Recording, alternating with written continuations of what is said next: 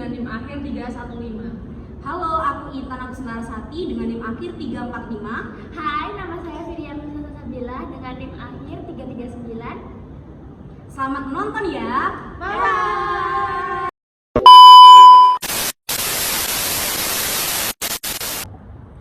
Halo teman-teman. Jadi hari ini aku mau ceritain pada kalian sebuah cerita dengan judul Teman Jadi Musuh. Jadi pada suatu hari ada seorang teman, namanya adalah Hina. Yang satunya adalah Truel. Hina ini adalah anak yang suka bekerja keras. Pagi-pagi dia udah bangun lalu pergi ke ladang. Aku berangkat. Tapi yang satunya itu berbeda, temannya Truel.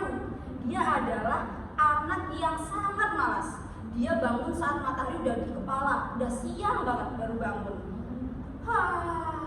Ngantuk. Setelah ini dia mau cari makan, tapi saat mencari makan dia itu gak cari makanan yang milik dia. Dia pergi ke sawah milik temannya yaitu Yena untuk mencari gadu di sana, lalu dimakan sendirian. Nah dia itu di sana itu pura-pura untuk memakan hasil panen milik Yena.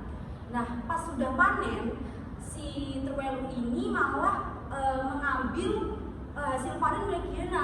Dia pura-pura memanen padahal dibawa ke gudang miliknya. Nah setelah dibawa ke gudang miliknya itu, menurut kalian apakah Yena bakal tahu? Tahu sih, kurang tahu. Ya oke. Karena kalian nggak tahu, sebenarnya ceritanya itu si Yena akhirnya tanya kepada Truelu, apakah kamu tidak tahu siapa yang mengambil makanan di gudangku? Kenapa ya? Kok di gudangku ini jagungnya habis? Padahal aku memanennya dengan penuh, tapi kenapa habis ya? Si Truelu menjawab, mungkin itu adalah tetanggamu yang mengambil. Dia malas untuk bekerja sehingga dia memilih untuk merampok saja. Nah, karena waktu itu Yena memiliki otak yang cerdas, dia pun akhirnya memikirkan sebuah ide. Idenya itu adalah mengambil getah, lalu dia sebar di pinggir lahan sawahnya itu. Nah, saat disebar itu dia berpikir bahwa nanti ketika ada seseorang yang datang lalu tidak sengaja menginjaknya, maka dia akan berteriak. Nah, saat ini sudah malam.